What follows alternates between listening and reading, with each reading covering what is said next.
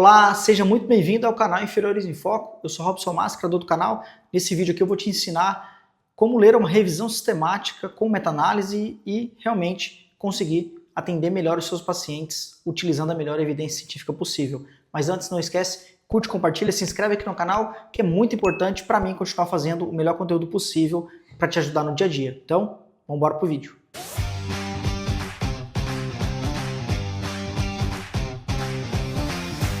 Bom, uma revisão sistemática é um desenho de estudo, uma metodologia que revisa sistematicamente tudo que existe na literatura publicada até aquele momento sobre determinado assunto.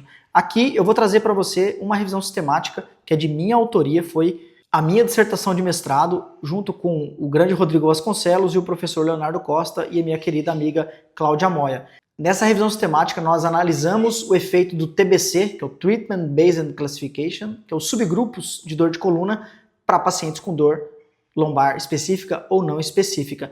Nós publicamos essa revisão sistemática em 2022 e aqui eu vou passar rapidamente quais os principais pontos de uma revisão sistemática para que você consiga realmente atender de forma adequada os seus pacientes utilizando a melhor evidência possível. Primeiro ponto é se essa revisão sistemática foi registrada prospectivamente. Isso aqui é fundamental. Isso aqui diz se o pesquisador conhece realmente o que está fazendo ou não conhece. Uma revisão sistemática que não tem registro possivelmente teve desvios de protocolo ou os autores realmente não são tão experts assim nesse tipo de estudo e esqueceram de registrar ou não fizeram porque não sabiam. O segundo ponto muito importante é se a revisão sistemática fez análise de risco de viés. Essa revisão sistemática aqui nós incluímos apenas ensaios clínicos randomizados que utilizaram TBC versus qualquer grupo comparador.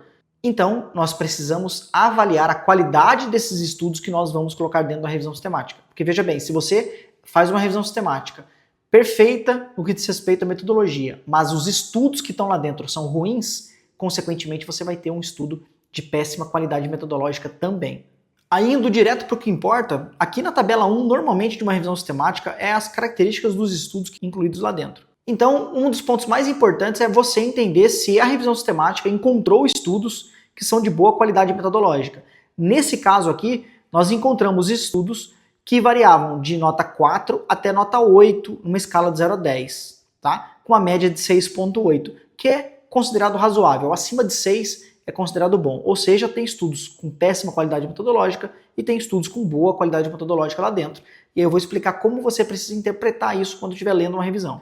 Um ponto fundamental numa revisão sistemática é o nível de recomendação que essa revisão sistemática traz. Então, se você tem uma revisão sistemática muito bem feita, mas que os estudos incluídos lá dentro são de péssima qualidade metodológica, consequentemente, a conclusão que você vai tirar dessa revisão sistemática é ruim, ou seja, ela não vai responder muitas vezes a sua dúvida de pesquisa.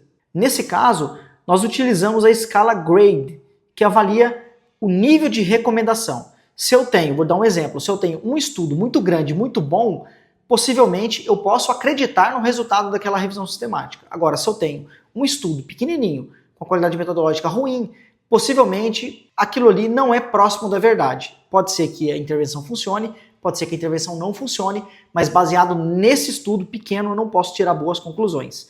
Uma revisão sistemática avalia todo o escopo da evidência e consegue tirar conclusões de forma bem específica para cada estudo. Isso que deixa a revisão sistemática cada vez com confiança e mais robustez nas análises. Ainda para as tabelas, a tabela 1 normalmente traz um sumário dos estudos incluídos. Aqui os autores, que tipo de pacientes eram, qual a idade dos pacientes, o tipo de intervenção, quais os tipos de desfechos que foram coletados, dor, incapacidade, amplitude de movimento, ansiedade, depressão, tudo isso precisa estar descrito aqui nessa tabela 1, normalmente na tabela 1. Então veja bem, nem toda revisão sistemática precisa descrever os seus achados em várias tabelas, mas pelo menos uma tabela é primordial que você tenha acesso para que você consiga realmente entender se aqueles estudos que estão ali dentro fazem sentido para você. Por exemplo, você vai atender um paciente com dor lombar e você pega uma revisão sistemática que avalia pacientes com dor lombar, mas está avaliando amplitude de movimento. E amplitude de movimento para você, nesse momento, não faz sentido. Você quer entender se aquilo ali melhora a dor e incapacidade, por exemplo. Então você precisa ficar atento nesse ponto que diz respeito quais desfechos estão sendo testados naquela revisão sistemática.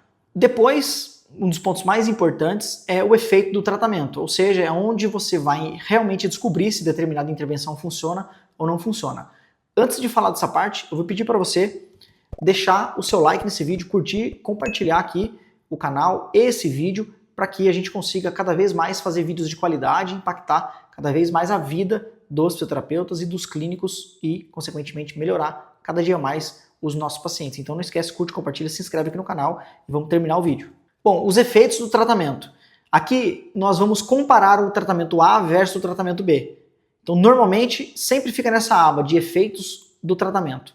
Aqui nós encontramos esses gráficos que chamam Forest Plot. O Forest Plot, ou gráfico de floresta, inclui diversos estudos, pode ser mais do que 1, 2, 3, 4, 5, 10 estudos que investigam normalmente o mesmo desfecho e os mesmos pacientes, tá? Então, nesse caso aqui, ó, o Forest Plot número C, ele avalia pacientes a curto prazo, com menos de 4 semanas, que fizeram manipulação versus exercícios de mobilidade para pacientes com dor nas costas sobre o desfecho dor. Então, paciente com dor lombar, a gente faz manipulação ou exercícios de mobilidade para dor. E parece que, baseado nesses dois estudos, não existe diferença estatística para tomar essa conclusão, tá? Então, é aqui, nesse gráfico de floresta, que você vai tirar todas as conclusões necessárias.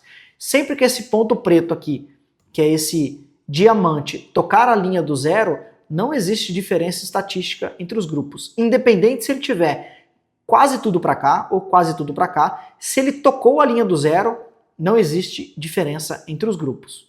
Em toda revisão sistemática que se preze, deve fazer um registro prospectivo, ou seja, deve registrar a revisão sistemática antes de começar, tem que fazer uma análise de risco de viés para saber se aqueles estudos são de boa qualidade ou de péssima qualidade e tomar decisões individuais no que diz respeito à conclusão. Se existem estudos ruins que concluem que determinada intervenção funciona, o autor precisa reportar isso. Parece que determinada intervenção, por exemplo, alongamento, funciona para pacientes com dor de coluna, entretanto, o nível de evidência é baixíssimo e nós não podemos concluir isso com muito rigor científico, tá? Então tudo isso é importante para que você consiga tomar cada vez mais as suas decisões de forma baseada em evidências. O que eu queria falar era basicamente isso. Para terminar, não esquece, curte, compartilha, se inscreve aqui no canal e a gente se vê no próximo vídeo.